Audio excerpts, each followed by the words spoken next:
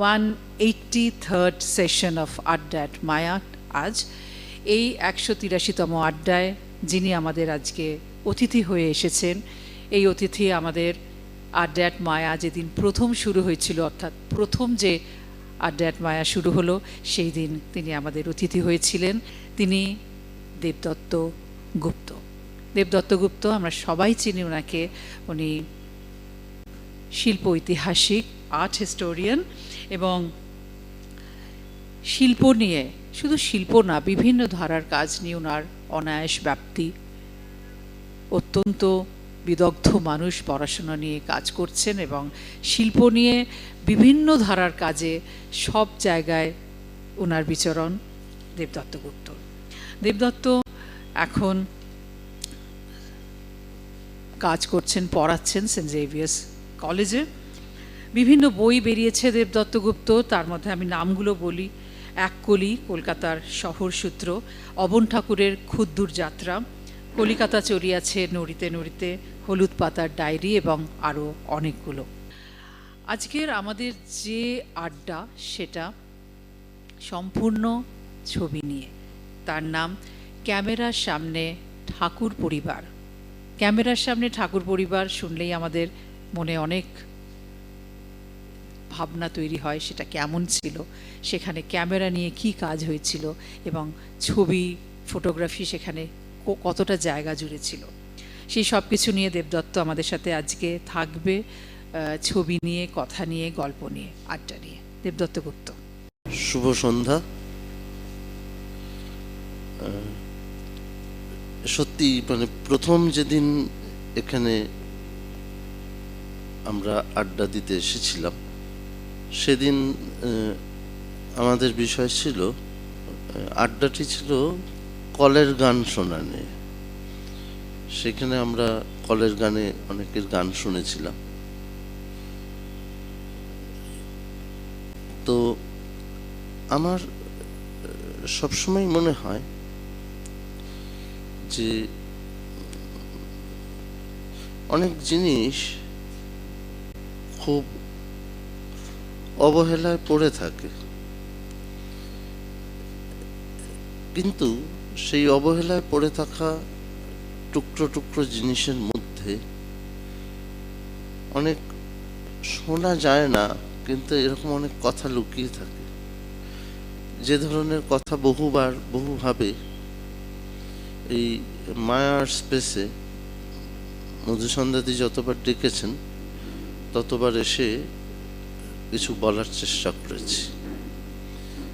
এবারেও তাই আমি নিজে ছবি আঁকা বা শিল্পকলা নিয়ে পড়াই, visual culture and art history, ওটা আমার বিষয়, পড়ানোর বিষয়, সেটাই আমার চর্চারও বিষয়। কিন্তু চর্চাটিকে একটু অন্য অভিমুখে সবসময় দেখার চেষ্টা করি, ঠিক যেভাবে সোজা রাস্তায় না গিয়ে একটু ঘুর পথে দেখলে জিনিসটা কীরকম দাঁড়ায়, সেরকম ভাবে। যেরকম যখন আমরা এখানে কলের গান নিয়ে কাজ শুরু করেছিলাম, কলের গানের ক্ষেত্রে আমাদের এই কথাটাই বলতে চেষ্টা করেছিলাম যে অবিদ্যাপাড়ার বাইজিদের গান শুনতে গেলে বাবুদেরকে বাড়ির বাইরে যেতে হতো। সেই বাড়ির বাইরে যাওয়াটা, সেই গানগুলো যখন বাড়ির অন্দরমহলে ঢুকে পড়ল, তখন তার অভিঘাতে কি কি ঘটনা ঘটল, আমরা পাতার পর পাতা সেটিকে আগে নথিবদ্ধ করেছি। অর্থাৎ আমার কাছে কিন্তু ওটা মালকাজানের গান না গহরজানের গান সেটা বিষয় ছিল না। আসলে আমার যে বইটি তৈরি হচ্ছে সেটির বিষয়টি কিন্তু গহরজানের গান বা মালকাজানের গান নয়। আমার যে বইটি তৈরি হচ্ছে সেটি হচ্ছে যে গহরজানের একটি মল্লার খেয়াল শোনার পরে মিত্রবাড়ির ছোট বউ তার ডায়েরিতে কি লিখেছিলেন সেটি নিয়ে। অর্থাৎ যখন বাহির মহলের গান অন্দরমহলে ঢুকে পড়ে, তখন অন্দরমহলের মানুষগুলো কিভাবে রিয়াক্ট করছেন, একটা নগ্ন ভেনাস মূর্তি যখন বাড়ির মন্দিরমহলে ঢুকে পড়েন, তখন সেটি দেখে বাড়ির কুলবধূ কি ভাবছেন, এইটা ছিল আমার লেখার বিষয়। যেটা এই বইটারই কাজ চলছে প্রায় দীর্ঘদিন ধরে। তার একটা বড় অংশ এই দিদিকেই দেবো এরকম একটা অঙ্গীকার করে বসে আছি। ওনার জন্যই হচ্ছে, কেন দেরি হচ্ছে তার একটা উদাহরণ দিলাম। তো এইখানে একইভাবে এই ক্যামেরার সামনে ঠাকুর বাড়ি, এটা কিন্তু একটা খুব মানে বড় ঘটনা। ঠাকুর বাড়ি যে সময় ক্যামেরা এলো, একদম দুম করে ঠাকুর বাড়ি ক্যামেরাকে অ্যাকসেপ্ট করে ফেললো, ক্যামেরাকে নিয়ে নিল, সেইটা কিন্তু ঘটনাটা ততটা সহজ ছিল না। কারণ তখনও কিন্তু ঠাকুরবাড়ির বউরা পালকি করে গিয়ে গঙ্গা স্নান করেন এবং পালকি বন্ধ অবস্থায় পালকি ডুব দিয়ে গঙ্গায় চুবিয়ে তারপর সেই তাকে নিয়ে আসতে হয়। সেখানে মেম সাহেবদের সামনে তার সাহেব ক্যামেরাম্যান দাঁড়িয়ে নেই, সেখানে ঠাকুরবাড়ির কুলবধূর সামনে যখন একজন সাহেব ক্যামেরাম্যান দাঁড়াচ্ছে, তখন কি দাঁড়ায়? বা তাকে একটা ছবি তোলাবার জন্য যখন ধর্মতলা স্ট্রিটে যেতে হচ্ছে, তখন কি দাঁড়ায়, পরিস্থিতিটা তখন কি দাঁড়ায়? এবং তারা যখন ছবিগুলো তোলাচ্ছেন এবং তুলছেন এবং তারপরে আস্তে আস্তে নিজেরাও ছবি তুলছেন, সেই ছবি তোলবার ভেতরে তাদের দেখার পরিপ্রেক্ষিতগুলো কিরকম হয়ে উঠলো, সেটা ওই ছবিগুলোর ভেতর দিয়ে বোঝা যায়। মূলত যে তিনটি ক্যামেরা সংস্থা ওদের ছবি তুলতে গিয়েছিল, তাদের মধ্যে একটি বাংলা সংস্থা একেবারে পুরোপুরি, সেটি হচ্ছে দ্য বেঙ্গল ফটোগ্রাফার্স। দ্বিতীয় যে সংস্থা ওদের সব থেকে বেশি ছবি তুলেছিল সেটা হচ্ছে বোন অ্যান্ড শেফার্ড। তৃতীয় যে সংস্থা সব থেকে বেশি ওদের ছবি তোলার সুযোগ পায় সেটি হচ্ছে জনসন অ্যান্ড হফম্যান। এই Johnson and Hoffmann, the Bengal photographers and Bourne and Shepherd, এরাই কিন্তু মূলত অনেকগুলো খুব গুরুত্বপূর্ণ ঠাকুর বাড়ির ছবি তুলে রাখেন। যেরকম হচ্ছে যে রবীন্দ্রনাথ লাইব্রেরি ঘরে বসে আছেন। অ্যাকচুয়ালি লাইব্রেরি ঘরে বসে তিনি অ্যাকচুয়ালি একটা ঘটনাকে চিন্তা করছেন, যে জাপান থেকে একজন মিস্ত্রি এসেছেন, সেই মিস্ত্রি এসে আমার বাইরের একটা গাছকে একটু ছেটে কেটে তার সঙ্গে কিছু জিনিস জুড়ে দিয়ে এমন একটা পরিস্থিতি তৈরি করেছে, তাতে মনে হচ্ছে গাছের মধ্যে ঝোলানো একটা বাক্স, বাক্সের মধ্যে ঢুকে পড়ে একটা গোলাকার সূর্য, তারপর সেই সূর্যটা বাক্স থেকে লাফিয়ে উঠে যায় গাছের পাতায়, গাছের পাতার পর আর তারপর সেটিকে দেখা যায় না। এই যে ম্যাজিক্যাল একটা সিচুয়েশন লাইব্রেরি ঘরের ঠিক বাইরে যিনি তৈরি করলেন তিনি হচ্ছেন কাসাহারা। সেই যেদিনকে লাইব্রেরি ঘরে বসে ওই জিনিসটি তিনি দেখছেন, সেই মুহূর্তের রবীন্দ্রনাথ নিজেও কিন্তু অত সচেতনভাবে না, সেই মুহূর্তের ছবিটি এবার তুলে রাখছেন বেঙ্গল ফটোগ্রাফার্সের একজন ফটোগ্রাফার। তিনি আসলে এসেছিলেন গুনু ঠাকুরের বাড়িতে কিছু কাজ করতে। সেই কাজ করতে গিয়েছেন, দেখা করতে গিয়ে দেখেন উনি ওনার সাথে দেখা করবেন, উনি নিমগ্ন চিত্তে বসে আছেন, টুক করে তুলে ফেললেন। এই যে ঘটনাটা, এইটা কিন্তু দেখার দৃশ্য। আবার একটা সাহেবী কোম্পানি এমন একটা ছবি তুললেন, আপনাদের আমি ছবিটা দেখাবো। ছবিটা আমাদের ব্রাহ্ম বাড়ি যত আছে, আমার তো পারিবারিকভাবে দুটো কানেকশন, একদিকে ব্রাহ্ম কানেকশন, একদিকে হিন্দু কানেকশন। আমাদের যত ব্রাহ্ম বাড়ি আছে, সেই ব্রাহ্ম বাড়িতে এরকম ছোট্ট সাইজে কার্ডের মতো, আপনারা যারা ছবি তোলেন তারা জানেন সেই কার্ডগুলোকে কি বলা হয়। কার্ডের মতো ছবিগুলো ওগুলো পকেটে পকেটে ঘুরতো। বাড়িতে যেমন ছোট সাইজের ছবি দেওয়া হতো, যে এখনো রামকৃষ্ণ মিশনে গেলে বিবেকানন্দ, রামকৃষ্ণ সকলের ছবি পাওয়া যায়, ঠিক ওরকম ওই ছোট্ট সাইজের ছবিটি প্রিন্ট হয়ে একদম পিছনে ফটোগ্রাফার স্টুডিওর নাম দেওয়া থাকতো, সেইভাবে বাড়িতে বাড়িতে ঘুরতো। তো আজকে আছে আমার সঙ্গে ছবিগুলি, সেটিও দেখাবো আপনাদের। কথাটা হচ্ছে যে এই ছবিগুলি আমরা কিভাবে দেখছিলাম, আমরা তার একটা প্রাথমিক পর্ব আজকে একটু আলোচনা করবো অবশ্যই। সেটা হচ্ছে যে দেখাটা যেভাবে আমরা দেখতে চাইছিলাম সেটা হচ্ছে সামগ্রিক কি কি জিনিস ধরা পড়ছে ছবিতে। আমরা সব ছবি সন্তারিক পাচ্ছি এরকমটা না।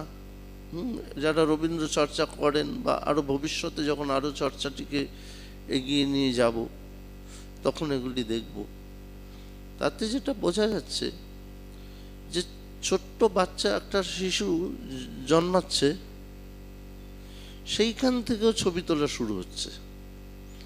শিশুটি আস্তে আস্তে বড় হচ্ছে, খেলাধুলো করছে, পোষা কুকুরের সাথে আছে, ছবি তোলা হচ্ছে। তারপর শিশুটির বয়স বাড়ছে, ছবি তোলা হচ্ছে। এইটা একটা ধারা, তার খানিকটা অংশ আমরা পেয়েছি, আজকে দেখাবো। দ্বিতীয় যে ধারাটি সেটা খুব ইন্টারেস্টিং একটা ধারা। আমি এখনো পর্যন্ত প্রায় 1200 মতন ছবি স্টাডি করতে পেরেছি ঠাকুর পরিবারের বিভিন্ন জায়গায়। একটা কি দুটি ছবি ছাড়া ফাদার অ্যান্ড চাইল্ড এই ছবি দেখতে পাইনি। যা কিছু আছে সব মাদার অ্যান্ড চাইল্ড, মা ও শিশুর ছবি। শিশুকে নিয়ে মা কিভাবে রয়েছে তার ছবি, সেগুলো এই স্টুডিও ফটোগ্রাফার্সরাও যেমন তুলে দিচ্ছেন, পাশাপাশি বাঙালি ফটোগ্রাফার্সরাও তুলে দিচ্ছেন। তৃতীয় যে জিনিসটা আজকে আপনাদের সঙ্গে দেখাবো সেটা হচ্ছে একটি পরিবারে বাড়ির বড় ছেলে, সেই পরিবারের বাড়ির বড় ছেলের নিদেন পক্ষে দুটো তিনটে ছবি তুলে রাখছেন তার বাবা নিজে। আপনারা জানবেন ঠাকুর বাড়িতে যখন কারোর নামের স্টাডি হয়, অধ্যাক্ষর বড় ছেলের কাছে যায়। যেমন গুণেন্দ্রনাথ, গুণেন্দ্রনাথের বড় ছেলে গগনেন্দ্রনাথ। এই যে গুণেন্দ্রনাথ নিজে গগনেন্দ্রনাথের যে ছবিগুলো তুলে রাখছে সেটি একটা দেখার মতো বিষয়, সেটি আপনাদের সঙ্গে যে শেয়ার করব। এটা একটা দিক যে উনি নিজে কি ছবি তুলে রাখছেন। তৃতীয় যে দিকটি আমরা দেখব সেটা হচ্ছে ঠাকুর বাড়িতে কত রকমের অ্যাক্টিভিটিস হচ্ছে। যেমন ঠাকুর বাড়িতে একটা সময় কালীকৃষ্ণ ঠাকুর, দেবেন্দ্রনাথ ঠাকুর এরা হঠাৎ করে একেবারে ধর্মের দিকে ঝুঁকে পড়লেন। কালীকৃষ্ণ ঠাকুর তার গুরুদেবকে ডেকেছেন, ডেকে তিনি দীক্ষা নেবেন। এবং কালীকৃষ্ণ ঠাকুর যখন আপনার টেগোর ক্যাসেল হাউস থেকে আসতেন তখন কিন্তু সবাই খুব তটস্থ হয়ে থাকছেন যে কালীকৃষ্ণ ঠাকুর খুব গুণী মানুষ, তিনি টেগোর হাউসে আসছেন, মানে জোড়াসাঁকোতে আসছেন। গুরুদেবের সঙ্গে বসে তিনি আছেন, তার ছবি তোলা হচ্ছে। আবার একইভাবে দেবেন্দ্রনাথ ঠাকুর ব্রাহ্ম নিয়ে যেদিন শান্তিনিকেতনের আসন পিড়িতে বসলেন তারও ছবি তোলা হচ্ছে। এটার পাশাপাশি আরেক ধরনের ছবি তোলা হচ্ছে, সেটা হচ্ছে বাড়ির একেবারে সরাসরি বাচ্চাদের একক ছবি, বাচ্চাদের বিভিন্ন বয়সের একক ছবি। ধরুন সুনয়নী এবং বিনয়নী দেবী, তাদের ছবি, কিংবা ধরুন রাজা প্রফুল্লনাথ ঠাকুর এবং তার ভাই বোন, তাদের ছবি। এইভাবে যদি পর্বগুলোকে ভাগ করা যায়, তার একটা প্রধান অংশ জুড়ে রয়েছে ঠাকুর বাড়ির মহিলাদের ছবি। এই ছবিগুলি নানা কারণে খুব গুরুত্বপূর্ণ, কারণ ঠাকুর বাড়ির মহিলাদের ছবিতে আমরা কিন্তু তাদের পোশাক আশাক কীরকম, তাদের শাড়ি পরার ঢং কীরকম, তারা কিভাবে ব্লাউজ পরতেন, তারা পায়ে জুতো পরতেন কি পরতেন না, এরকম অনেকগুলো ইনফরমেশন পাই। আর তার সঙ্গে আরেকটি যে পর্ব যুক্ত হয়েছে ঠাকুরবাড়ির ছবি তোলা, ঠাকুরবাড়ি যখন ক্যামেরার সামনে যেটা ডকুমেন্টেড হচ্ছে বারবার, সেটা হচ্ছে বিভিন্ন রকমের অ্যাক্টিভিটিস। এবং তখন কিন্তু ঠাকুরবাড়ি নিজেই ক্যামেরা চালাচ্ছে। আজকে আপনাদের সঙ্গে আমি 3টি নাটকের দৃশ্য শেয়ার করব। একটি বৈরাগ্য সাধন, ছবি তুলছেন গগনেন্দ্রনাথের ছেলে নবেন্দ্রনাথ। একটি হচ্ছে বিসর্জন, আর একটি হচ্ছে বাল্মীকি প্রতিভা। বিসর্জন এবং বাল্মীকি প্রতিভার দুটো ছবি তুলছেন গগনেন্দ্রনাথ নিজে। যে গগনেন্দ্রনাথ কিভাবে কম্পোজ করছেন বাল্মীকি প্রতিভা বা বিসর্জনকে, অথচ নিজেও আছেন সেই অভিনয়। যেই ওনার পাঠটুকু শেষ হয়ে গেল, নেমে এলেন, নেমে এসে টুক করে ধরে নিলেন ছবিটা। সেই ছবিটাতে রবীন্দ্রনাথের ভঙ্গিমাটা কীরকম ছিল, স্টেজ ডিজাইনিংটা কীরকম হয়েছিল, হরিশ্চন্দ্র হালদার কীভাবে ভেবেছিলেন, বা পরবর্তীকালে যারা স্টেজ ডিজাইনিংটাকে ভাবছেন তারা আসলে কীভাবে ভেবেছিলেন, সেই হদিশগুলো পাওয়া যায়। অর্থাৎ এই ক্যামেরার সামনে ঠাকুরবাড়ি যখন এই কথাটি আমরা বলছি, তখন সেটা শুধু কতগুলো নিছক ছবি তোলার কথা নয়, সেই ছবির ভেতরে কতগুলো আনটোল্ড হিস্ট্রি, যেগুলোকে নিয়ে একটু অন্যভাবে ভাবা যায় বা অন্যভাবে কাজ করা যায়, সেই দিকগুলো বোধহয় আমরা পড়ে নিতে পারি।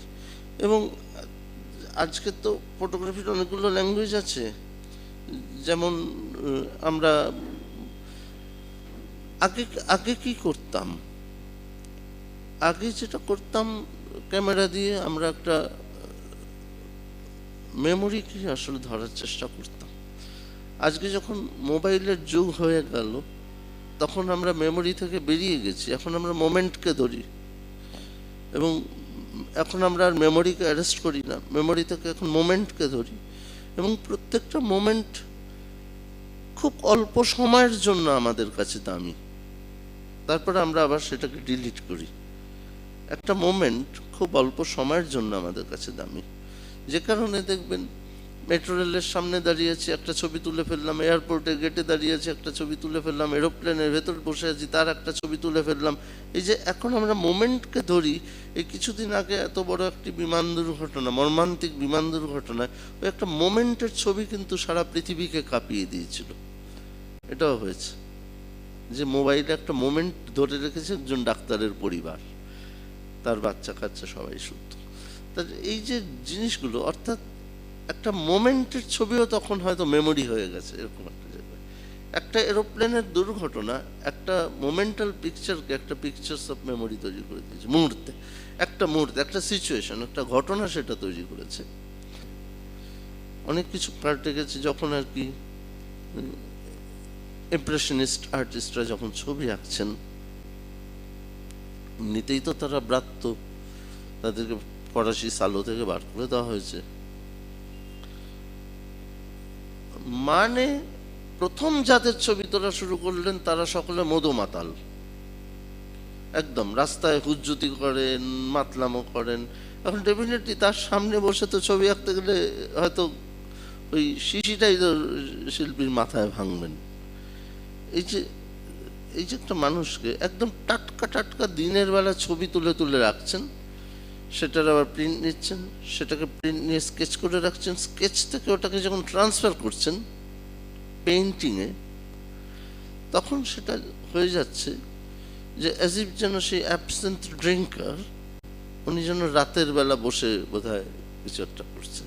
কিন্তু যে সাধারণ মানুষের কাছাকাছি একটু দূর থেকে দেখে তার অবস্থাটাকে টুক করে একটু তুলে ফেলা, এই জিনিসটা এসেছে। তার অনেক পরে হয়তো ক্যান্ডিড ফটোগ্রাফি নামক একটি টার্মিনোলজি প্রবেশ করবে, অনুপ্রবেশ হবে, বা হয়তো লোকে ডিসাইসিভ মোমেন্ট বা নোশন যাই হোক না কেন সেসব নিয়েও হয়তো চিন্তা ভাবনা করবেন, বা আলো নিয়ে হয়তো নানা রকম চিন্তা ভাবনা করবেন যেগুলো আর্টিস্টরা ভাবতেই পারেননি।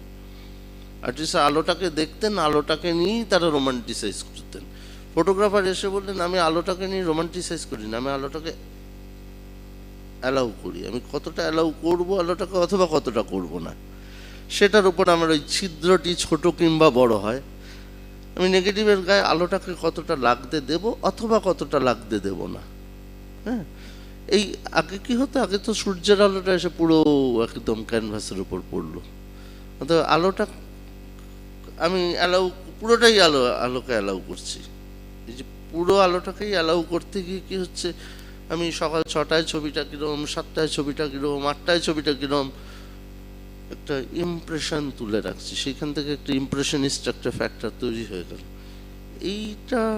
এই ধরনের পরীক্ষা নিরীক্ষা যখন চলছে তখন তো ফটোগ্রাফি এসে গেল, ফলে দুরকম সত্য, একটা হচ্ছে পারসেপচুয়াল ট্রুথ আর একটা হচ্ছে ট্রুথ উইথ অ্যাকুরেসি। দুটো জিনিসের মুখোমুখি দাঁড়িয়ে গেছি। পারসেপচুয়াল ট্রুথ একজন শিল্পী তৈরি করতে পারেন, আবার ট্রুথ উইথ অ্যাকুরেসি সেটা একটা যন্ত্র তৈরি করতে পারে। কিন্তু এই যন্ত্রটাকে মোকাবিলা করছেন যিনি, তিনি আর একজন অদ্ভুত ব্যক্তি, তিনি হচ্ছেন ফটোগ্রাফার্স। এবং দীর্ঘদিন তার যুদ্ধটা ছবি আঁকিয়েদের সঙ্গে। এবং বর্নান শেফার্ডও যখন পেছন দিকে তাদের ছবি ছাপছেন, পেছন দিকে তাদের ডিটেলস দিচ্ছেন, সেই ডিটেলস আবার দিচ্ছেন যে আর্টিস্ট ফটোগ্রাফার্স, আগে আর্টিস্ট তারপর ফটোগ্রাফার্স, তারপর আবার তার তলায় দিচ্ছেন যে আপনাদের যদি ভালো লাগে, আপনারা যদি চান যে ছবিটা তোলা হলো সেটিকে আমরা এনলার্জ ফর্মে দিতে পারবো এবং তার একটা অয়েল পেন্টিং ভার্সন এবং ওয়াটার কালার ভার্সনও তৈরি করে দিতে পারবো। সেটা কিন্তু ওই ফটো কার্ডের পিছন দিকেই বিজ্ঞাপনটা দেওয়া হচ্ছে। তাই ছবি আঁকাটার সঙ্গে কিন্তু একটা যোগ রয়েই গেল। এবং শুনলে আশ্চর্য হবেন, 1902 একটা খুব ইম্পর্ট্যান্ট টাইম লাইন। 1902 একটা খুব সাংঘাতিক প্রয়োজনীয় টাইম লাইন ভারতবর্ষের জন্য।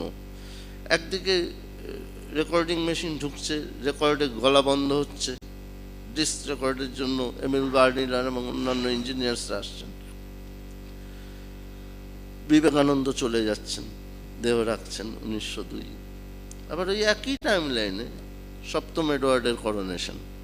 এবার করোনেশন বুক তৈরি হতো কলকাতায় বিভিন্ন বাড়িতে, বনেদি বাড়িতে সেই করোনেশন বুক আসতো। আজকেই ক্লাস নিচ্ছিলাম করোনেশন বুকে। কিন্তু করোনেশন বুক যখন 1902 তৈরি হচ্ছে তখন কিন্তু ফটোগ্রাফি বাজারে এসে গেছে। কম বেশি যদি সাল ভুল না হয় 1830-40 কাছাকাছি থেকে ফটোগ্রাফি কিন্তু তার যাত্রা শুরু করে দিয়েছে।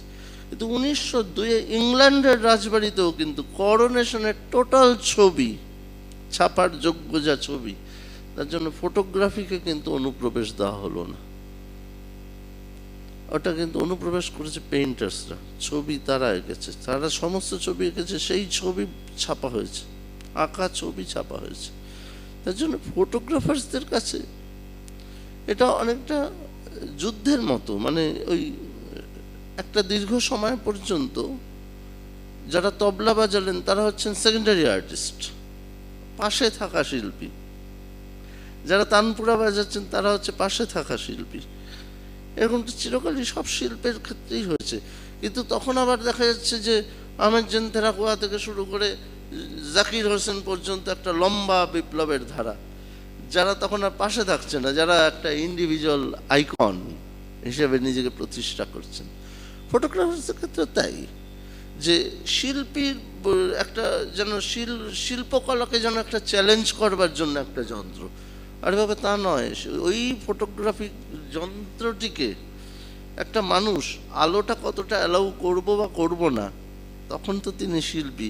এটা বুঝতে আমাদের অনেকটা সময় লেগে গিয়েছিল, এটা বুঝতে বা এটা ধরতে আমাদের অনেকটা সময় লেগে গিয়েছিল। একটা ছোট্ট একটা ফ্রেমে কাকে ঢুকতে দেব বা কাকে ঢুকতে দেব না, যেটা তিনি মস্তিষ্ক দিয়ে ভাবছেন সেটা যন্ত্র ভাবছেন না, এই মস্তিষ্ক দিয়ে যিনি ভাবছেন যে ফটোগ্রাফারটি একজন আর্টিস্ট, এটা বুঝতে আমাদের অনেকটা সময় লেগে গিয়েছিল। তার জন্য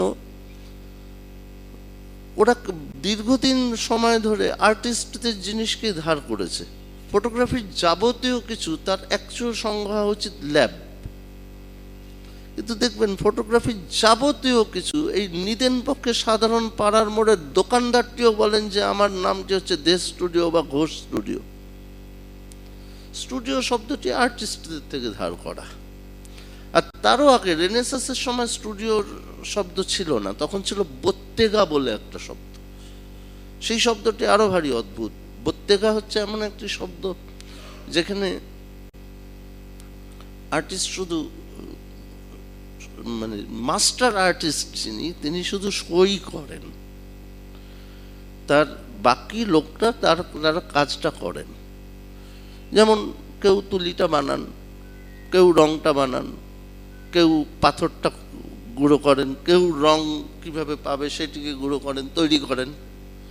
এই মাস্টার আর্টিস্টের আন্ডারে এগুলি তারা শেখে, এবং মাস্টার আর্টিস্ট যে ছবিটিকে প্ল্যান করে তারাই ওই ছবিতে রংচং বোলায়। মাস্টার আর্টিস্ট কিছু কারেকশন করে সই করে, তখন সেটি তার নামে ছবিটি যায়। কিন্তু এই যে যারা শিখছে বত্তেগাতে ছবি আঁকা, তাদের একটা বত্তেগাতে আঁকা শেখা শেষ হয়ে গেলে তারা আর একটা বত্তেগাতে জার্নি করতেন, তখন সেই জার্নিটাকে বলা হতো জার্নিম্যানস আর্ট।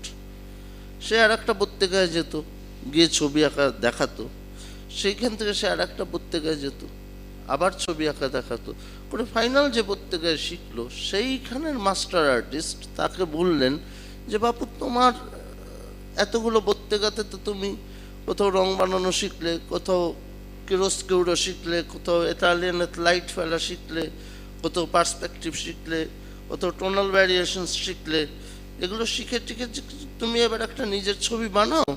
মানে ওই যে প্রথম বত্তেগাতে তুমি কাজটা শুরু করেছিলে, গো দেয়ার, ওখানে যাও, গিয়ে তার দরজার বাইরে বসে একটা ছবি আঁকো। এবং সেই ছবিটি তাদেরকে আঁকতে হতো। আঁকার পর সেই ছবিটিকে আর্ট হিস্ট্রিতে সংজ্ঞা করা হয়, সেইটিকেই বলা হয় the piece for the master. আমাদের দেশ তো দুর্ভাগা দেশ, আমরা মাস্টার পিস বলতে অন্য কিছু বুঝি, অ্যাকচুয়ালি ঠিক উল্টোটা, the piece for the master. এই পিস ফর দি মাস্টারটি দেখার পর ওই প্রথম বত্তেগা শিল্পী যদি বলতো যে হ্যাঁ বাবা, এবার তুমি সই করতে পারো ছবিতে, তবে ইনিও সই করার অধিকারী হতেন। ফলে আজকে যখন আমরা রেনেসাসের ছবি দেখি, আমরা যেন এটা ভুলে না যাই যে আসলে মাইকেলঅ্যাঞ্জেলোর ছবির ভেতর মাইকেলঅ্যাঞ্জেলো একা নেই, তারা অনেক সহকারী রয়েছে। এটা যেন ভুলে না যাই যে রেনেসাসের লিওনার্দোর ছবি মানে একা লিওনার্দো আঁকছেন তা কিন্তু নয়, তার অনেক সহকারী রয়েছেন। এই সহকারীরাই কিন্তু ভবিষ্যতের মাস্টার। এইটা আমাদের বুঝতে অনেকটা দেরি হয়ে যায়। তাই জন্য ফটোগ্রাফিটা যে চালাচ্ছে একটা 100 বছর আমাদের বুঝতে দেরি হয়ে গেল যে ক্যামেরা হাতে যিনি চলছেন আসলে তিনিও একজন শিল্পী। এটা তার একটা টুলস মাত্র, একটা টুলস, একটা মিডিয়া বা একটা মিডিয়াম হিসেবে তিনি ব্যবহার করছেন। তিনি তো একজন শিল্পী, তাকে তো একটা ডিসিশন নিতে হয়, সে কেন কত নম্বর লেন্সটা লাগাবেন, এই যে লেন্সের নম্বরটা যে ঠিক করেন, ওয়াইডার কি ছোট কি বড়, কি কাছে যাবে কি সামনে আসবে, এই ডিসিশনটা যিনি মস্তিষ্ক দিয়ে নেন, তিনি যে আসলে একজন শিল্পী সেটা বুঝতে আমাদের অনেকটা সময় লেগে যায়। তাই ওয়ার্ল্ড ফটোগ্রাফি ডে এরকম একটা দিনে আলোকচিত্রী শিল্পীদের, এখানে যারা বসে আছেন, আপনাদের যারা ছবি তোলেন, এখানে আমি দেখতে পাচ্ছি মধুচন্দাদিকে দেখতে পাচ্ছি, শোভময়দাকে, ওখানে পিছনে গৌতম বাবু আছেন, ওনার বাবাও একজন ফটোগ্রাফার, কালান্তরের ছবি তুলতেন। ওনার একটা সিরিজ আমাদের কাছে রয়েছে, আমরা ভবিষ্যতে হয়তো এটা নিয়ে কিছু কাজ করব। সেই মানুষটা সারা জীবন রাজনৈতিক ছবি তুললেন পথে ঘাটে ঘুরে ঘুরে, কিন্তু ওই যখন তিনি শিল্পী তখন কিন্তু কোণারকের মন্দিরের ছবি তুলছেন। এই জায়গাটা যে খুব নিবিড়ভাবে যদি দর্শন করা যায়, তখন দেখা যায় যে কোণারকের ছবির মধ্যে ওনার বাবা আসলে মানব জীবনের কিছু স্পন্দন থাকে, উৎসবমুখর স্পন্দন, সেই উৎসবমুখর স্পন্দনটাকে স্টাডি করছিলেন, যার সঙ্গে রাজনীতির কোনো আসলে সম্পর্ক নেই। আমরা যখন কোনো কাজ করতে পারি বা পারি না, তার পিছনে অনেক কিছু কাজ করে, যে আমরা এই সময়ের মধ্যেই কাজটা হাত দিতে পারলাম না, কিছু ডেটা লাগে, আমরা কিছু ডেটা হারিয়ে যায়, আমাদের দুর্ভাগা দেশ, অনেক ডেটা হারিয়ে যায়, সেই জন্য আমরা অনেক কাজ করতে পারি না। কিন্তু কাজ না করতে পারলেও কাজটা কাজই থাকে, এটাই সব থেকে বড় কথা। তো যাই হোক, আজকে এখানে যাদের ছবি রয়েছে প্রদর্শনীতে, যারা আপনারা এসেছেন, সেই সমস্ত আলোকচিত্রীদের আমি আমার শ্রদ্ধা ও প্রণাম জানিয়ে এবার আমি আপনাদের ছবি দেখাতে শুরু করব। আর শেষে একজন মানুষের কথা অবশ্যই বলবো, তার সঙ্গে দীর্ঘদিন কাজ করার কিছু অভিজ্ঞতা হয়েছে। যেহেতু আড্ডা, তাই আড্ডার মেজাজে কিছু কথা তো বলতেই হবে। মানুষটা চলেও গিয়েছেন আর আমাদের সঙ্গে নেই, কিন্তু আমি দীর্ঘদিন তার সাথে কাজ করেছি, ঝগড়া করেছি, তর্ক করেছি, ধমকেছি, সব কিছু সহ্য করেছেন অকাতরে। সেই মানুষটির নাম হলো তারাপদ বন্দ্যোপাধ্যায়। তার সাথে আমার কিছু জীবনের স্মৃতি রয়েছে। আমার যে বইটির কথা দিদি মাত্র বললেন, এক কলি কলকাতা শহর সূত্র, এই এক কলি কলকাতা যখন আমরা পথে ঘাটে ঘুরে ঘুরে যখন তৈরি করছি, আমার সাথে সাথে প্যারালালি, আলাদা করে, সম্পূর্ণ ভিন্নভাবে যিনি ঘুরছেন তিনি হচ্ছেন তারাপদ বন্দ্যোপাধ্যায়। তার তোলা ছবিগুলো দিয়েই আমার এই এক কলি বইটি সাজানো হয়েছিল। অর্থাৎ তারাদাকে আজকে এই দিনে, তারাদাকেও আমি আমার শ্রদ্ধা ও প্রণাম জানিয়ে আমি আমার ইয়েতে ফিরছি। Coat of arms, works will win, কর্মই জয়ী হবে। দুটো বাড়ির দুটো কোট অফ আর্মস ছিল। জোড়াসাঁকো ঠাকুর বাড়ির জন্য এসেছে coat of arms works will win, আর যেটা আমাদের পাথরঘাটা রাজবাড়ি, ওটাও ঠাকুর বাড়ি, ওদের কোট অফ আর্মসটা ছিল হেভেন্স লাইট আওয়ার গাইড। এই শব্দটি খুব পরিচিত, এবং সেটা ছিল সার্কুলার এবং মাথার উপরে রাজার মুকুট। এই ছিল ওদের কোট অফ আর্মস। আর জোড়াসাঁকো ঠাকুর বাড়ির এই কোট অফ আর্মসের মধ্যে ছিল এই ছবিটি। এখানে দেখবেন যে একটি জিনিস আছে, কোট অফ আর্মসটা যে বিজনেসের উপরে ইয়ে করে এসেছিল সেটি হচ্ছে জাহাজি ব্যবসা, যে কারণে একদম নিচে জাহাজটা রয়েছে। তো এবার হলো স্বদেশী ও বিলিতি ফটোগ্রাফাররা সেদিন কলকাতায়। কারণ আমার বিষয়টা তো ঠিক এরকম নয় যে স্বদেশীরা তুলেছিল না বিদেশিরা তুলেছিল। আমার বিষয়টা হচ্ছে ক্যামেরার সামনে ঠাকুরবাড়ি কীভাবে আসছে। তো যারা এসেছিল তাদের মধ্যে একটি প্রথম এটি হচ্ছে দ্য বেঙ্গল ফটোগ্রাফার্স, যেটা আপনাদের প্রথমেই বললাম। বেঙ্গল ফটোগ্রাফার্স, ওদের এখানে দেখা যাচ্ছে 107 নম্বর রাধাবাজারে ওদের স্টুডিও ছিল। এবং বেঙ্গল ফটোগ্রাফার সম্বন্ধে আপনারা সব থেকে বড় যে জায়গায় উল্লেখটা পাবেন সেটা হচ্ছে রামকৃষ্ণ পরমহংসদেবের ছবি তোলা হয় যখন সুরেন্দ্রনাথ ওনাকে নিয়ে গিয়েছিলেন। রামকৃষ্ণ পরমহংসদেবের ছবি তোলে বেঙ্গল ফটোগ্রাফার্স, এবং সেটা একটা বিখ্যাত ছবি। সেই একটা স্তম্ভের গায়ে হেলান দিয়ে ঠাকুর দাঁড়িয়ে আছেন, এবং তখন তার পিছনে একটা স্ক্রিন ছিল। অরিজিনাল ছবিটি যদি দেখেন, দেখবেন যে বেঙ্গল ফটোগ্রাফার্সের সেই বাড়ির যে ইটের যে অংশ, সেই অংশটিও তখন দেখা যেত। সেই রাধাবাজারের স্টুডিওতে বেঙ্গল ফটোগ্রাফার্স গিয়েছিল, কিন্তু ব্রিটিশ ডোমিনিয়নে যেহেতু ছবি তোলবার অধিকার তারা পেয়েছিল, যেটাকে বলা হয় যে by the permission of viceroy and others, তার জন্য দেখুন বেঙ্গল ফটোগ্রাফার্সের যে চিহ্নটা ওরা বহন করছে, অর্থাৎ লোগোটা ওরা বহন করছে, সেটা কিন্তু ওই মানে অনুমতি সূচক চিহ্নটা, মানে সরাসরি ব্রিটিশের চিহ্নটা ওরা বহন করছে। তা বেঙ্গল ফটোগ্রাফার্স একটি অত্যন্ত গুরুত্বপূর্ণ অর্গানাইজেশন। এর সাথে রয়েছে যেটা আপনাদের বললাম যে জনসন অ্যান্ড হফম্যান, আর তার ওদিকে হচ্ছে বোর্ন অ্যান্ড শেফার্ড। এই বোর্ন অ্যান্ড শেফার্ড এবং Johnson and Hoffmann, Bourne and Shepherd অবশ্যই আগে, এবং Johnson and Hoffmann after 1860 or 1870 সেই ছবি। অ্যান্ড জনসন অ্যান্ড হফম্যানেরও কিন্তু স্টুডিও ছিল, শুধু কলকাতায় নয়, ওদের স্টুডিও ছিল সিমলায়, ওদের স্টুডিও ছিল মায়ানমারে, ওদের স্টুডিও ছিল রেঙ্গুনে। আর বোর্ন অ্যান্ড শেফার্ডের স্টুডিও ছিল সিমলায়, তাছাড়া কলকাতায় এবং মুম্বাইতে। এরা তখন ছবি তুলছেন। আমি এই জায়গাটার কথা বলছিলাম যে কপিস অফ দিস পোর্ট্রেট, মানে যার ছবিটি তোলা হয়েছে, পরিষ্কার লেখা আছে প্রথম দেখুন আর্টিস্টস অ্যান্ড ফটোগ্রাফার। এই যে তখনও কিন্তু দ্বন্দ্বটা কাটিয়ে উঠিনি যে কে আগে। আর্টিস্ট না ফটোগ্রাফার, এই দ্বন্দ্বটা কিন্তু বর্নন শেফার্ড নিজেও ক্যারি করছে। এই সামাজিক এই দ্বন্দ্বটা বর্নন শেফার্ড নিজেও ক্যারি করছে, এবং এতটাই ক্যারি করছে যে ছবির পেছন দিকে এরকম একটা ছবি থাকে ওদের, যেখানে লেখা থাকে। আর ওইটা তো দেখতেই পাচ্ছেন ওদের স্টুডিওগুলো কোথায় কোথায় আছে, যে সিমলাতে এলিভেন হাউসে ওদের স্টুডিও রয়েছে, এখানেও দেখা যাচ্ছে যে ওদের স্টুডিও রয়েছে টেলবট হাউস সিমলা, দেন চৌরঙ্গি ক্যালকাটা, দেন বোম্বে, এবং তলায় লেখা আছে copies of this portrait can be obtained at any time. These or any other portrait enlarged to order and painted in oil or watercolor.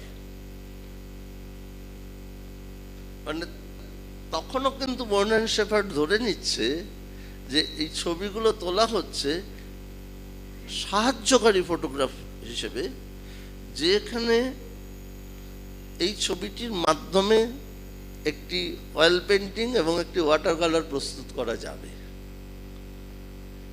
এইটিকেও কিন্তু কাটাতে আমাদের অনেকটা সময় লেগেছে। আমরা কিন্তু এখন একটা ফটোগ্রাফি রাখি, ফটোই রাখি, এমন আমরা কিন্তু এটা ভাবি না যে এই ফটোটা যখন তৈরি হচ্ছে এবার একজন আবার আর্টিস্টকে দিয়ে আঁকাবো, এবং সেটা আর্টিস্টকে দিয়ে আঁকিয়ে দেওয়া হবে, এই অঙ্গীকার বর্নন শেফার্ড নিজেই করছে। এবং আরেকটা ম্যাপিং করা যায় যে তখন ব্রিটিশ ভারতের ডেফিনিট রাজধানী হচ্ছে ক্যালকাটা, তাই ক্যালকাটা, তাদের ঘুরতে যাওয়ার অবসরে ঘুরতে যাওয়াগুলো হচ্ছে পাহাড়ি অঞ্চল সিমলা এবং আদার্স, আর তারপর হচ্ছে business spot, that is Mumbai. এই তিনটে জায়গাকে ঘিরে, যার জন্য ওইখানে হফম্যান ইয়েতেও আমরা দেখতে পাচ্ছি ক্যালকাটা অ্যান্ড সিমলা, এখানে পরিষ্কারভাবে দেখতে পাচ্ছি সিমলা, ক্যালকাটা অ্যান্ড মুম্বাই। কলকাতা হচ্ছে রাজধানী শহর, মুম্বাই হচ্ছে বিজনেস স্পট, আর সিমলা হচ্ছে আসলে ছবি তোলার জন্য। যখন সবাই বাইরে যাবে ফুলের মধ্যে থাকবে, পাহাড়ের সামনে থাকবে, ইয়েতে থাকবে এবং ছবি তোলা হবে। অর্থাৎ একটা ছবি কতগুলো ইনফরমেশন ক্যারি করে, এবং তারা যখন পেছন দিকের যে ইয়েগুলো তৈরি করছে তখন কিন্তু তারা একদম আর্টিস্টদের দিয়ে আঁকানো ছবি ব্যবহার করে তার ডিজাইনিংটা করছে। এইটি হচ্ছে দেখার, এটাই তো দেখার স্টুডিও ফটোগ্রাফি। এই জিনিসগুলো আমাদের দেখা হয় না, যে কি ইনফরমেশন ক্যারি করছে একটা উপাদান, ছবি তোলার উপাদান কি কি হিস্টোগ্রাফি এবং কি কি ধরনের ইনফরমেশন ক্যারি করছে।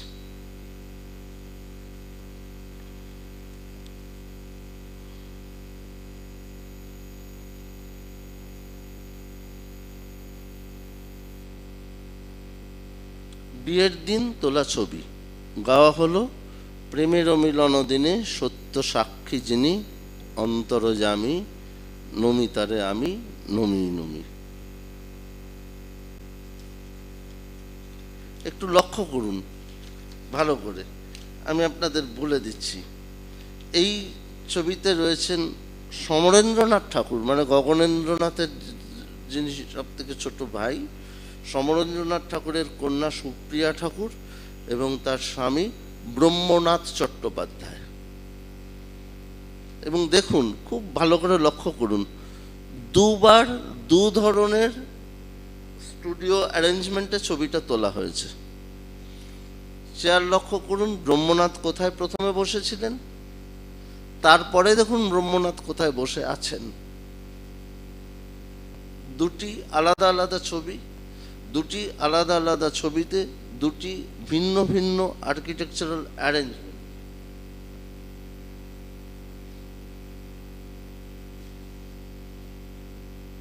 এগুলো দেখার, এবং আর্কিটেকচারাল অ্যারেঞ্জমেন্টের মধ্যে আপনি কি দেখছেন, আস্তে আস্তে যেন ওই আপনার আর্ট অ্যান্ড ক্রাফটস মুভমেন্টের আর্কিটেকচারগুলো ঢুকতে চাইছে, বিলিতি আর্ট অ্যান্ড ক্রাফটস মুভমেন্টগুলো ঢুকতে চাইছে, একটু বাউহাউস মুভমেন্টের জিনিসপত্র ঢুকতে চাইছে। কিন্তু তখনও কিন্তু একেবারে সরাসরি একটা অ্যারেঞ্জমেন্টের ভেতর কি আনা হলো, অ্যারেঞ্জমেন্টের ভিতরে আনা হলো দুটো জিনিস, একটা ব্লেন্ডিং। একদিকে ইনি কিভাবে শাড়ি পরবেন, সমরেন্দ্রনাথ তার কন্যার বিয়ের দিন তার শাড়ি পরার ছাঁদটি কি হবে সেটি কিন্তু সমরেন্দ্রনাথের কন্যার বিয়ের দিন তার শাড়ি পরার ছাঁদটি তৈরি করেছেন গগনেন্দ্রনাথ। এই যে গগনেন্দ্রনাথের যে শাড়ি পরার ছাঁদটি তার জন্য কি হবে সেটি কিন্তু এখানে ধরা রইল। মানে এই ছবিটি এই কারণে অত্যন্ত মূল্যবান যে শাড়ি পরার ছাঁদটি কি হবে এবং ব্রহ্মনাথ কি পোশাক পরবেন, কিভাবে পরবেন। এবং তখন আর একটা মজার কথা হচ্ছে, আপনারা জানেন যেহেতু ঠাকুর বাড়িতে বিয়ে দেওয়াটা তো সহজ ছিল না, ঠাকুর বাড়িতে বিয়ে দিলে তাদেরকে ঘর জামাই করে রাখা হতো। তো সেই ঘর জামাইয়ের পোশাকটা কেমন হবে, তা স্টুডিও তাকে যে ছবিটা তোলা হচ্ছে তিনি কিভাবে ছবিটি তুলবেন, এই জিনিসগুলি দেখার। এইখানে আরো দুটি ছবি, বাদিকে সমরেন্দ্রনাথ ঠাকুর ও স্ত্রী নিশিবালা, আর ডান দিকে অবনীন্দ্রনাথ ঠাকুর ও তার স্ত্রী সুহাসিনী। দুটি ছবি বোন অ্যান্ড শেফার্ড তুলছে, দুটি ছবি বোন অ্যান্ড শেফার্ড তুলছে। যে তাদের এইখানেও এই এই জিনিসগুলো কিন্তু দেখবার, পোশাক থেকে শুরু করে শাল কিভাবে জড়াবে, শাড়ি কিভাবে পরবে, ব্লাউজ কতটা আসবে হাতের উপরে, সমস্ত কিন্তু করা আছে, তার সমস্ত জায়গাগুলো রেকর্ডেড হচ্ছে।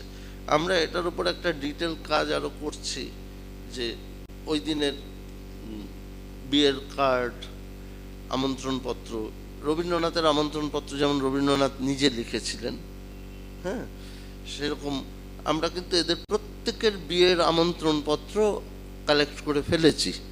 এবার আমরা সেগুলোকেও কাজ করব। এবং আরেকটা জিনিস যেটা কালেক্ট করেছি, আমন্ত্রিত অতিথি কারা ছিলেন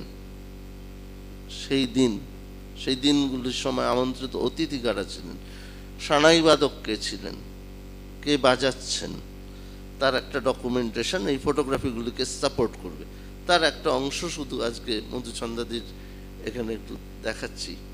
যে এইবার দেখুন ছবি তুলছে কিন্তু বোন অ্যান্ড শেফার্ড, একই পর্দায় ছবিটা তোলা, পর্দাতে কিন্তু কোনো বিভাজন নেই, শুধু সেটটাকে একটু ঘুরিয়ে ফিরিয়ে নিয়েছেন। স্টুডিও যে সেটিং, পিছনের যে ব্যাকগ্রাউন্ড পিকচার দুই ভাইয়ের ক্ষেত্রেই কিন্তু সমান। এই যে দুই ভাইয়ের ক্ষেত্রে যে ব্যাকগ্রাউন্ড পিকচার সমান, এইটা এই যে ওরা পর্দায় আঁকা ছবিগুলোকে নিয়ে নিয়ে যে ক্যারি করছেন, তার মানে এই অবধি তাদের পর্দায় আঁকা ছবি তার মানে ছিল, এর বেশি ছিল না। তাই জন্য যাই তোলা হচ্ছে না কেন ওই জিনিসটা এমনভাবে ফিরে আসছে যেন একই দিনে ছবিগুলি তোলা হচ্ছে, আসলে একেবারেই তা নয়, ভিন্ন ভিন্ন দিনে। কিন্তু পর্দায় যে আঁকা ছবিটি ওই পর্যন্ত একটি সেট তাদের প্রস্তুত ছিল, তাদের ফার্নিচার কিছু প্রস্তুত ছিল, তাদের গাছপালা কিছু প্রস্তুত ছিল, সেইভাবে তারা কম্পোজিশনটাকে অ্যারেঞ্জ করছেন। কিন্তু সব থেকে মজার কথা হচ্ছে ছবিগুলিতে কিন্তু সেই অর্থে তাদের হাজব্যান্ডদের যদি আমরা দেখি, তারা কিন্তু যেদিকে তাকিয়ে আছে তাদের স্ত্রীরা কিন্তু সম্পূর্ণ আর একটা ভিন্ন দিকে যেন তাকিয়ে আছে। আমি এখনো জানি না যে এইগুলোকে আমরা কিভাবে ব্যাখ্যা করব। আমার আপাতত কোনো যুক্তিগ্রাহ্য ব্যাখ্যা চোখে পড়ছে না, কিন্তু এটা ঠিক যে তারা সম্পূর্ণ অন্যদিকে তাকিয়ে আছে। এবং আরেকটা জিনিস যেটা দেখার, যে সমরেন্দ্রনাথের ক্ষেত্রে মনে হচ্ছে যে তিনি তার স্ত্রীর প্রতি যতটাই যত্নশীল, অবনীন্দ্রনাথ যেন ঠিক ততটাই উদাসীন। রাধার অবনীন্দ্রনাথের স্ত্রী যেন মনে হচ্ছে অবনীন্দ্রনাথের প্রতি বেশি যত্নশীল।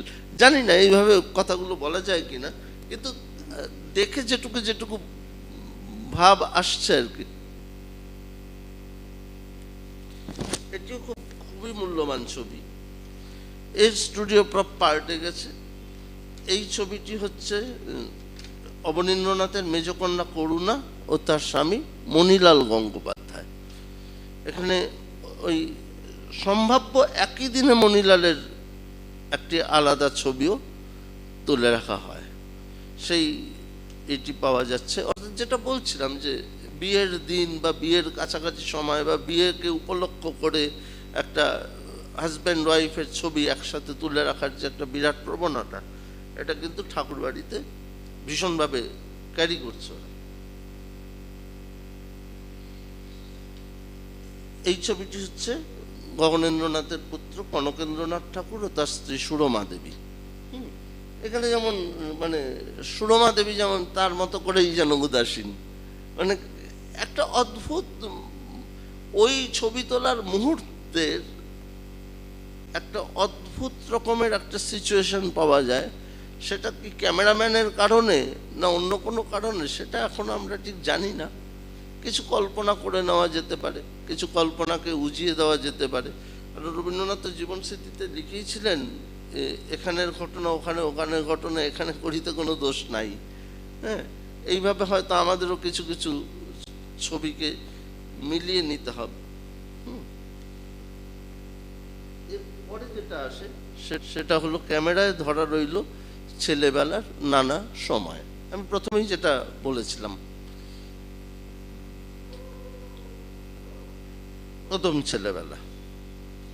এই যার ছবি আপনারা দেখছেন, একেবারে প্রথম ছোট্ট শিশুটি বাড়ির বড় পুত্র গুণেন্দ্রনাথের বড় ছেলে গগনেন্দ্রনাথ। এই ছোট্ট শিশুটি গগনেন্দ্রনাথ। তার পাশের যে ছবিটি আপনারা দেখছেন সেটিও গগনেন্দ্রনাথ। গগনেন্দ্রনাথকে বড় যত্ন করে গুণেন্দ্রনাথ সাজিয়েছিলেন, সাজিয়ে নিজেই তার বাচ্চার একটা ছবি তুলে রেখেছিলেন। সেই এই এত আদুরে ছবি, এটা বোধহয় একজন বাবা যদি নিজে হাতে ক্যামেরা না ধরতেন তাহলে বোধহয় এত আদুরে ছবি তৈরি হতো না। এইটা এত আদুরে ছবিটা তৈরি করা অসম্ভব ছিল যদি না পিতার হাতে ক্যামেরাটা উঠে না আসতো। পিতাই জানেন যে ওর উদাসীনতাটাকে কিভাবে ধরতে হবে। পিতাই জানেন ওই ছোট্ট বাচ্চাটির মুখ, চাঁদপানা মুখের ভিতরে ছোট্ট চিকচিকে চোখের মধ্যে আদুরে জায়গাগুলো ঠিক কোথায়, ওইটা উঠিয়ে আনছেন তার পিতা গুণেন্দ্রনাথ। কিন্তু বাদিকেরটা কিন্তু বর্ণাল সেবার স্টুডিও তুলছে, ডান দিকেরটা গুণেন্দ্রনাথ নিজে তুলছেন বাচ্চাকে সাজিয়ে। এইবার বাবা আর কি তুলে রাখছেন, আর তুলে রাখছেন ছেলে খেলছে কুকুরছানা নিয়ে, তার ঠাকুর বাড়ির মেয়েদের সঙ্গে খেলাধুলো করছে। তারপরে সে আস্তে আস্তে বড় হচ্ছে, সেই বড় হওয়ার ছবি। মানে এটা আমি বলছি যে গুণেন্দ্রনাথ যে কত বড় শিল্পী ছিলেন। বাগান করতেন, অন্য ঘরের বাগান বাড়িতে বাগান করতেন, ক্যামেরা চালাতেন, ছবি তুলতেন, ছবি আঁকতেন। এই যে অবনীন্দ্রনাথের লেখাতে গুণেন্দ্রনাথের মৃত্যুর দিনটা নানাভাবে উঠে এসেছে, তার কারণটা হচ্ছে এটা, অবনীন্দ্রনাথ এগুলো ফিল করেছেন নিজে চোখে। এবং এই ছবিগুলো কিন্তু সমস্ত জিনিসগুলো কিন্তু একটা রেনেসাঁস টাইমকে ফলো করছে। এই তুমি যদি দেখো রাফায়েলের ছবি দেখো, ম্যাডোনা উইথ দ্য চেয়ার, একটা ওভাল ফ্রেম। তুমি যদি মাইকেল অ্যাঞ্জেলোর হোলি ফ্যামিলি দেখো, একটা ওভাল ফ্রেম। এই বাদিকের ছবিটি হচ্ছে সুনয়নী দেবী, বাদিকের ছবিটি হচ্ছে সুনয়নী দেবী, আর ডান দিকের ছবিটি হচ্ছে রাজা প্রফুল্লনাথ ঠাকুরের কন্যা। আর এই ছবিটি হচ্ছে যে একেবারে প্রফুল্লনাথ ঠাকুর ও তার 3 বোন, মহারাজ প্রফুল্লনাথ ঠাকুর ও তার 3 বোন ছোট্টবেলা। এই যে মাঝখানের বাচ্চাটি হচ্ছে প্রফুল্লনাথ ঠাকুর আর তার 3 বোন। এবং সেই ছোট্টবেলা থেকে সে কিন্তু, যেহেতু সে রাজকুমার, আপাতত রাজা উপাধিতে যাবেন, সেই ছোটবেলা থেকে কিন্তু রয়্যাল ড্রেস কোড মেনেই কিন্তু তাকে তার ছবি তোলা হচ্ছে।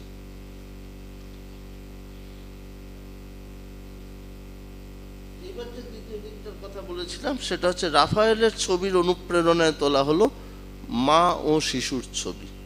এটা আরেকটা বড় দিক ঠাকুরবাড়ি।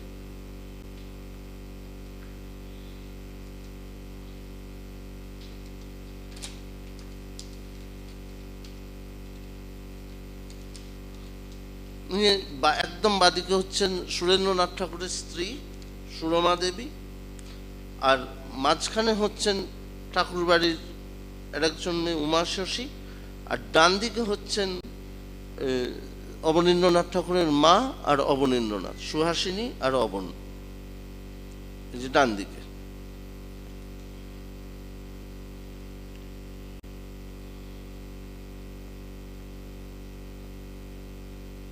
এবার ঠাকুর বাড়ির কর্তা, দুই পর্যায়ের অবনীন্দ্রনাথ।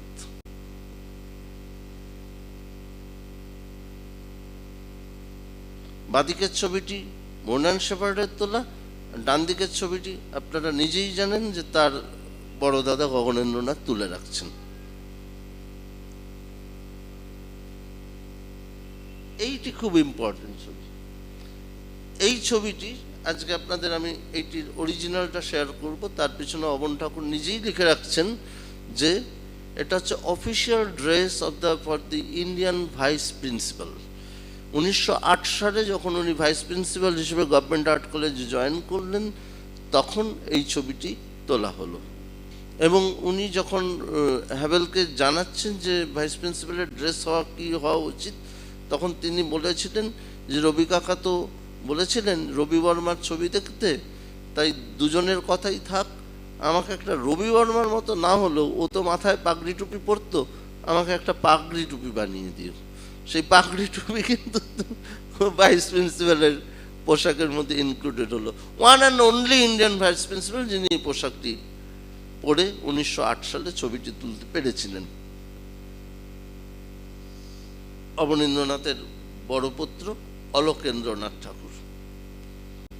অলোকেন্দ্রনাথ ঠাকুর তার একটা আত্মজীবনীমূলক ভারী সুন্দর একটা লেখা আছে।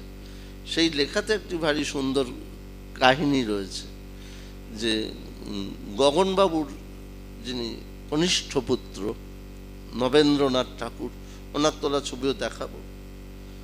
নবেন্দ্রনাথ ঠাকুর উনি ওনার খুড়োর কাছে এসে, মানে অবন ঠাকুরের কাছে এসে ছবি আঁকা শিখতেন।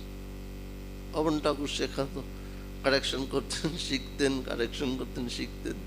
এরকম করতে করতে একদিন একটা ছবি নিয়ে এসেছে। অলোকেন্দ্রনাথ বসে বসে এইসব কারবারগুলি দেখতেন। তো এরকম একটা ছবি নিয়ে এসেছেন। হ্যাঁ, উনি বলছেন অলোকেন্দ্রনাথ যে নবু দাদা ছবিটা নিয়ে চলে এসেছে, বাবাকে দিয়েছেন দেখতে। বাবা রোজই দেখছে আর একটু একটু করে কারেকশন করছে। আর নবু দাদা মানে চাতক পাখির মতো বসে আছে যে কি কি শেখাচ্ছেন সেগুলো শিখবে। এবার কারেকশন টারেকশন হয়ে টয়ে গিয়ে শেষে নবু দাদাকে হতাশ করে বাবা তার নিজের নাম লেখা সিলমোহরটি মাথার উপর ঠুপ করে চেপে দিয়েছেন। তার নবু দাদা তো হায় হায় করে উঠেছে, এটা কি হলো? বলে আবার কি হলো মানে কি, এ তোমার আর ছবি রইল কোথায়?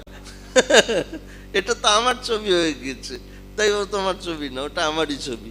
এই বিখ্যাত ছবিটি হচ্ছে অবনীন্দ্রনাথের, এই বিখ্যাত ছবিটি যেটি পুরোটাই নবেন্দ্রনাথের আঁকা। অবনীন্দ্রনাথ কারেকশন টারেকশন করে নিজের সিলমোহরটি লাগিয়েছিলেন। এটি অলোকেন্দ্রনাথ লিখছেন, লিপিবদ্ধ করছেন ওনার আত্মজীবনীতে। এটি আজকে অবনীন্দ্রনাথের জেবুন্নিসা নামে পরিচিত। মানে ফলে এই যে দেখার যে জায়গাগুলো, সেই অলোকেন্দ্রনাথ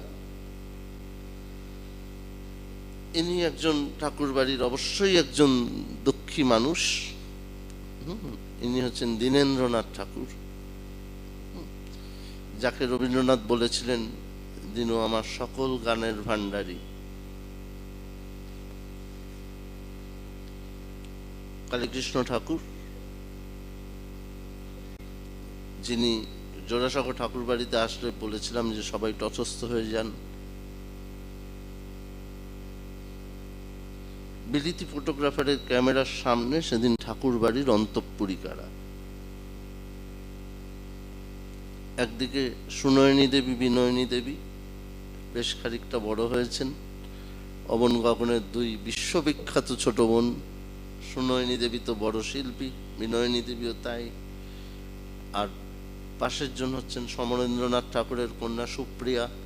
তার প্রচুর কবিতা লেখা আছে। নিয়মিত রবীন্দ্রনাথ তাকে বসিয়ে গান শোনা থেকে শুরু করে সব কিছু করতেন।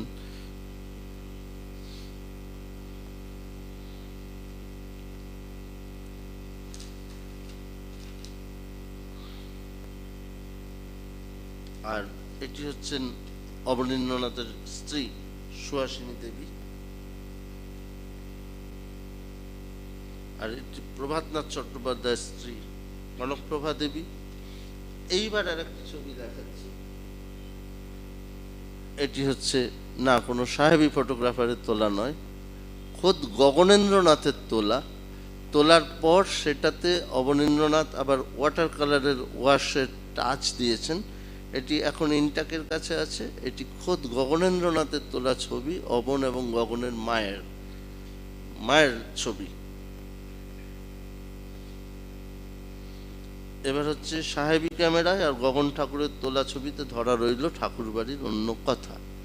কিরকম কথা ধরা রইল? যেমন জনসন অ্যান্ড হফম্যানের ছবিতে ধরা রইল কালী কৃষ্ণ ঠাকুর সাধু হচ্ছেন, এবং তাদের আর একটি ছবিতে ধরা রইল দেবেন্দ্রনাথ ঠাকুর ব্রাহ্ম ধর্ম গ্রহণ করে পৌষ উৎসব চালু করলেন শান্তিনিকেতন। নবেন্দ্রনাথ ঠাকুরের ছবিতে ধরা রইল বৈরাগ্য সাধন নাটকের দৃশ্য, একদম ডান দিকে অবনীন্দ্রনাথ, মাঝে গগনেন্দ্রনাথ, বাদিকে সমরেন্দ্রনাথ। এবং এই যে কার্ড, যে পশ্চিমে আজি খুলিয়াছে দ্বার, এই কার্ড সেদিন ছাপা হয়েছিল, এবং এই ছবি নবেন্দ্রনাথ তোলার পরে প্রিন্ট করে এই কার্ডের উল্টো দিকে সেটে বাড়ির প্রত্যেকের মধ্যে ডিস্ট্রিবিউট করা হয়েছিল। এইবার চলে যাব এতে। নিশ্চয়ই আপনারা বুঝতে পারছেন যে রবীন্দ্রনাথ রঘুপতির ভূমিকায়, এবং ক্যামেরা হাতে দাঁড়িয়ে আছেন গগনেন্দ্রনাথ। ক্যামেরাটা কিন্তু তখন গগনেন্দ্রনাথের হাতে, একেবারেই গগনেন্দ্রনাথ কৃত বিশ্ববিখ্যাত কম্পোজিশন। আমাদের হয়তো জানা হয়ে ওঠে না যে এই বিশ্ববিখ্যাত ছবিটি গগনেন্দ্রনাথের তোলা। আর এটি হচ্ছে গগনেন্দ্রনাথের সেই বিশ্ববিখ্যাত জোড়াসাঁকো ঠাকুর বাড়ির ছাদের বাল্মীকি প্রতিভা, যে কত ধরনের অ্যাক্টিভিটিস। গগনেন্দ্রনাথ নিজেও এই নাটকে ছিলেন, কিন্তু গগনেন্দ্রনাথ নেমে এসে ছবিটি তুলছেন। আর এই রাধাবাজার স্টুডিওর সেই বিখ্যাত ছবি, রবীন্দ্রনাথ যেখানে নিজের লাইব্রেরি ঘরে বসে ভাবছে যে কাসাহারা এই কি জাদু আমাকে দেখালেন। এইটি হচ্ছে আমার দৃষ্টিতে আপাতত ক্যামেরার সামনে ঠাকুর বাড়ি এই সংক্রান্ত একটু ছোট্ট আলাপন। বিরাট বাড়ি, আরো অনেক অনেক ছবি চারিদিকে ছড়িয়ে আছে, লক্ষ লক্ষ ছবি চারিদিকে ছড়িয়ে আছে, এবং লক্ষ লক্ষ ছবি লক্ষ লক্ষ রকমের গল্প আমাদের সামনে তুলে ধরতে পারে। আমি একটা মেজর শাখা, যেখানে অবনীন্দ্রনাথ, আমি শিল্পকলার ইতিহাসের মানুষ, আমি সেই জন্য অবনীন্দ্রনাথ, গগনেন্দ্রনাথ, রবীন্দ্রনাথ এর মধ্যেই নিজেকে সীমাবদ্ধ রেখে আপনাদের কাছে এটি করলাম। ধন্যবাদ।